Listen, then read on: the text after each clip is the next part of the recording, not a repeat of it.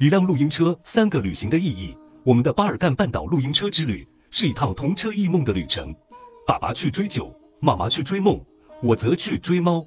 我是 Bacchus， 外表帅气，内心戏多，一只长得像狼犬的舔狗。这趟公路旅行的喜怒哀乐，就让我慢慢的说给你听。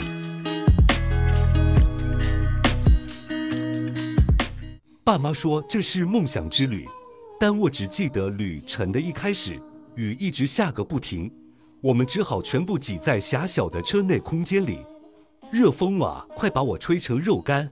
还有那台会摇会叫的鬼电车，他们在找餐厅的入口，我则是在找情绪的出口。这就是我们的巴尔干半岛旅程。也不知为什么，我竟然还有一点期待下一天。开始吧，我是 Bacchus， 我真的怀疑自己是不是上错车了。甭说大家好，我叫巴库斯，对，就是那个希腊神话中老是拿着酒杯的酒神巴库斯。这是在法国雅尔萨斯的小酒村经营酒庄，也总是拿着酒杯的爸爸帮我取的名字。之所以给我巴库斯这个名字，不是要我继承家业啦，只是希望我血统纯正，更有家族的酒味。虽然我滴酒不沾哦，我的身世还得从4年多前起说起。那时爸爸还有另外一个狗宝贝，它叫 Pinot， 没错，就是葡萄品种，你懂的，爸爸的套路。它有着澳洲卡尔比犬的纯正品种，据说最擅长赶羊，但这里呢没有羊，只有葡萄园跟酒。他与生俱来的才华因此被埋没。幸好有一天，一位路过的狗媒婆看上了他，要把他和隔壁村也是来自澳洲品种的母狗送作堆。于是啊，两狗一发不可收拾，干柴烈火。2个月后呢，噔噔，我和5个姐妹诞生了。我生母的爸爸要送我爸一只狗仔。我爸呢，原本看上一位小仙女美眉，活泼可爱，不废人，腿还细。但呢，家中已经有了皮诺 ，A.K.A 我的生父。虽然我俩长得天差地别，我一直被人认为是德国狼犬，害得妈妈差点要去申请 DNA 亲子鉴定。因为狗伦道德的底线还是得遵守。于是呢，爸爸含泪放弃了仙女妹妹，选择了唯一的男生。你猜对了，那就是我。据说当时最丑、最肥、最笨拙的那只，被挑中的原因就是至少不会乱伦。为了要证明爸爸的选择明智，我从小就发挥了狗界的基本求生技能，那就是当个尽责的舔狗。一到家呢，我就开始猛舔爸爸的脸，舔的爸爸大笑，我就知道我正式成为家族一员了。没想到在我1岁的那一年，Pinot 竟失踪了。他跑到葡萄园后面的森林里后，再也没回来。从此，我成了家中的独子，也集了爸妈千万宠爱于一身。幸好我也不让爸妈失望，渐渐地，我从短腿胖狗变成长腿帅狗哦，从球形身材变成时尚狗模的身段，拥有狗界稀有的8块腹肌，还有走在柏油路上英姿飒爽的背影。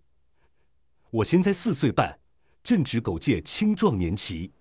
尽管在爸妈的眼中，我永远是个小宝贝，而他们也爱带着我到处去旅行。然后某天，我爸买了露营车，这是他退休后的梦想人生，现在终于可以好好的游山玩水了。虽然旅行的意义，我们3各有各自的解读。像我爸喜欢到各个酒庄寻访好酒，当个酒探；我妈呢，则最爱摄影写作，当个假掰文青；我呢，则痴迷于追猫和肉肉。而这3个志不同道不合的旅伴，在一个下着雨的日子要一起出发了。我一大早兴奋地舔醒爸爸，催他赶快出发。终于踏上了长达2周的巴尔干公路旅行，听起来是不是很浪漫、自由、狗生巅峰？我心想，真的有升等商务舱，还有肉肉和罐罐升级版吗？呵，别着急，你得看到最后才知道真相。我是巴库斯，跟着爸妈搭露营车周游列国，这整趟旅程我可全都用狗眼记下来了。这是我爸，他永远拿着 Google Map 在研究哪里有好酒啊。他说那叫地理定位，我说那是酒精雷达启动。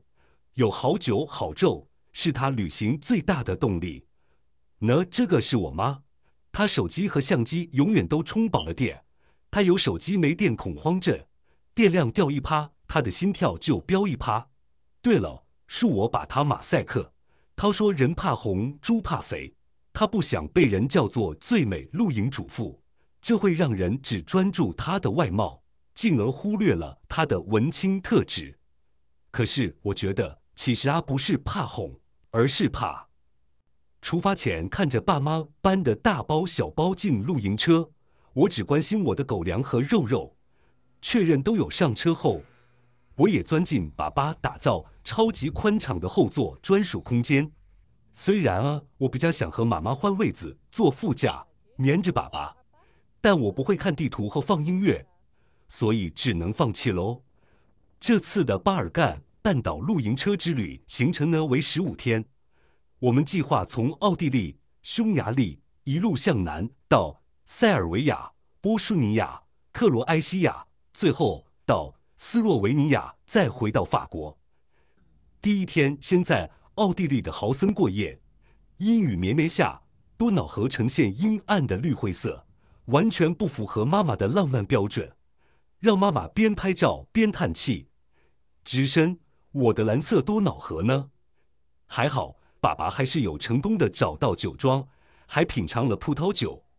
他真的有葡萄酒的雷达指引哦。到了我最爱的午餐时间，我却发现原本以为属于我的空间，竟然被他们改装成了用餐空间了。我真是当场傻眼，因为下雨不能在户外用餐，爸妈呢就直接在后座摊开桌子。一张桌子，一堆食物，还有2个吃得太香的人类，我只能被逼到缩在旁边的死角，用眼睛衡量着我与饿的距离。好哦，不跟我商量就占用我的地盘，我都可以忍了。但是不给我肉肉，那就真的是天理不容了。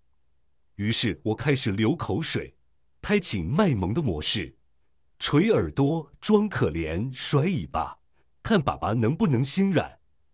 这招果然奏效，我爸的心跟肉都很松动，他立刻递给了我一块肉肉。接着我妈也破戒了，她递给我一块她平常会说对狗不健康的起司，那就像小孩子出门旅游突然可以吃零食一样。妈妈旅途中破戒喂我起司。我得承认，我很喜欢他这种堕落哦。吃饱后，他们开始商量晚上该住哪个露营区。我假装没在听，但我的耳朵就开启了监听模式。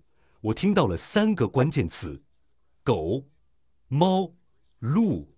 我整合狗了，可是瞬间精神100倍。今晚营地可是有养鹿场的餐厅、停车场。等等，餐厅停车场也可以拿来睡哦。来，我给大家科普一下，奥地利规定是不准随便野营的，不能找个草地就停车过夜，这样会被罚钱，还会被赶。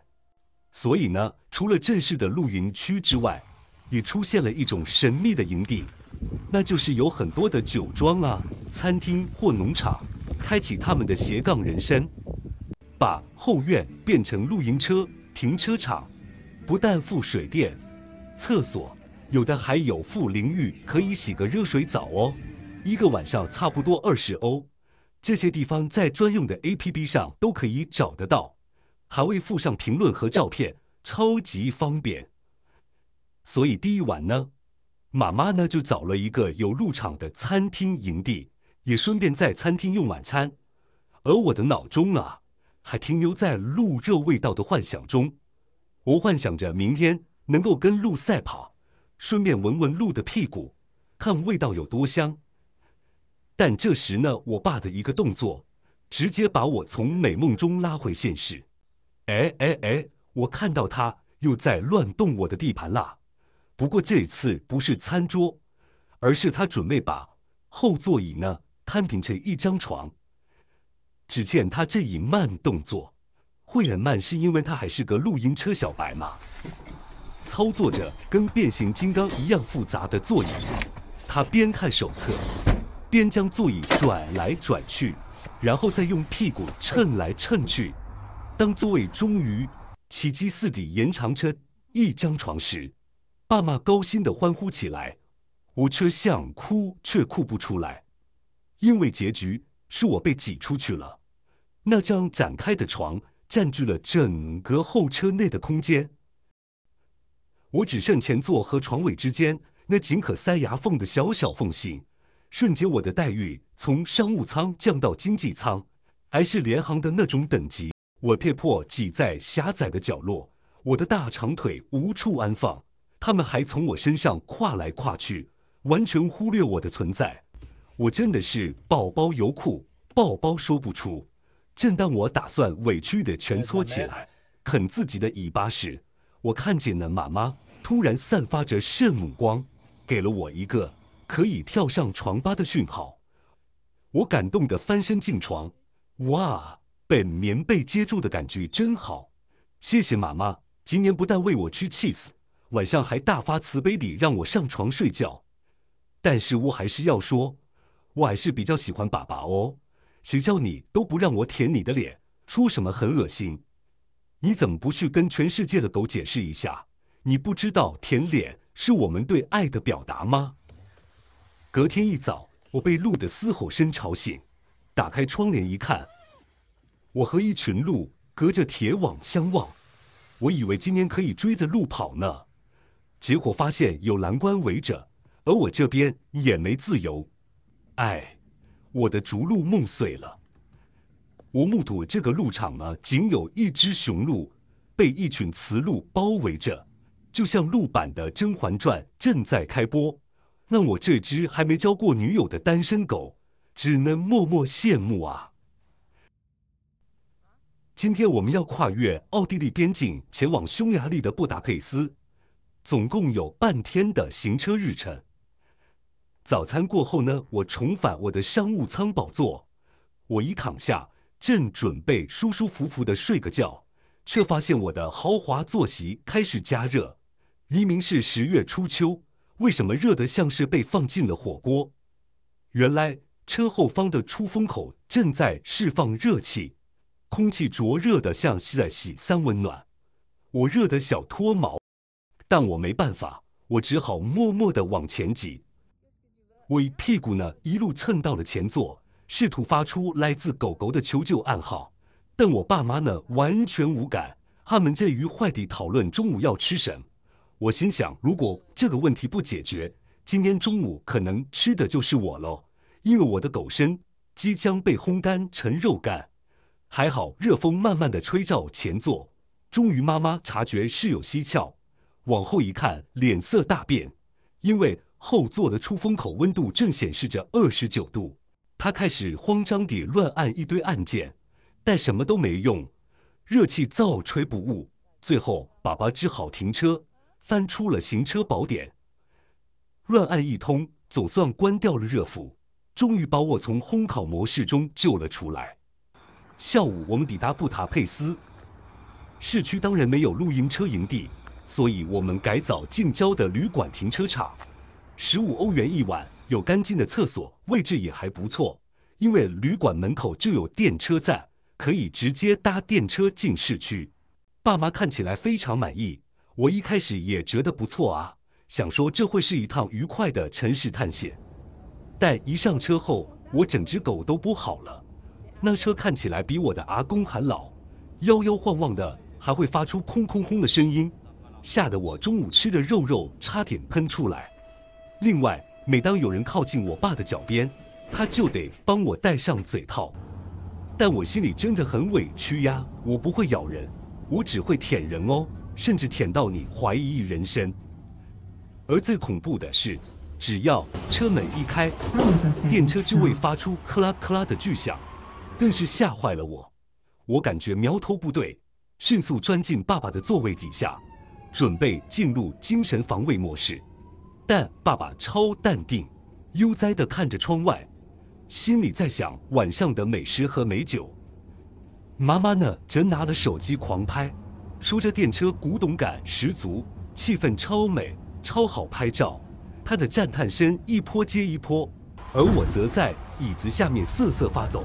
我只想知道，这台复古恐怖电车到底什么时候才会停啊？终于，电车经过铁桥那刻，我知道我活下来了。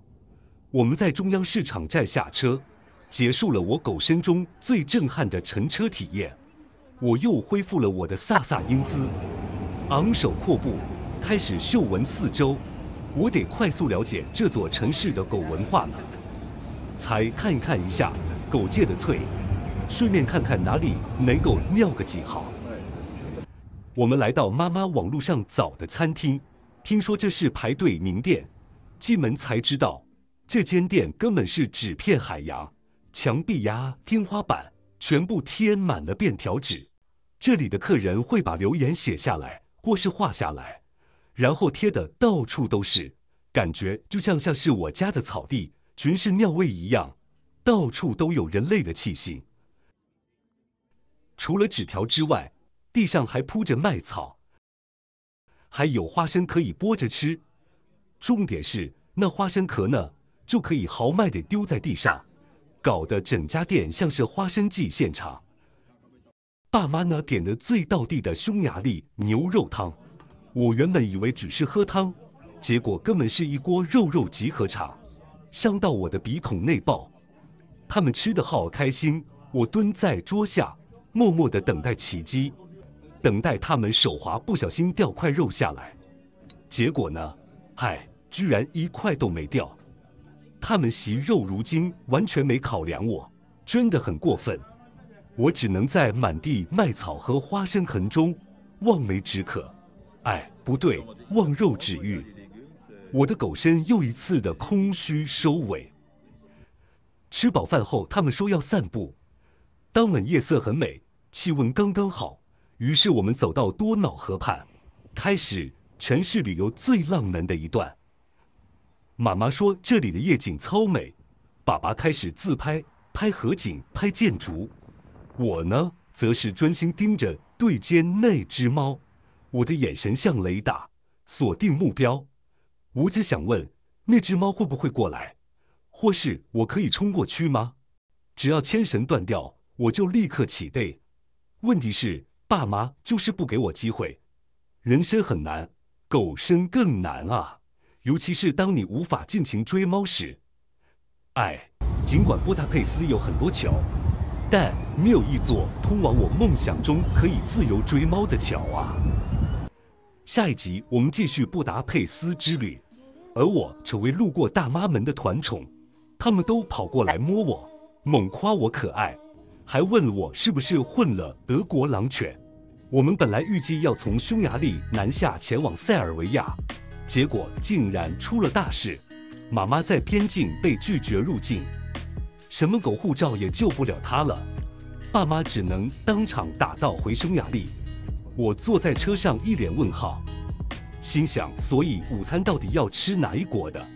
究竟边境发生了什么意外？妈妈的签证怎么会出包？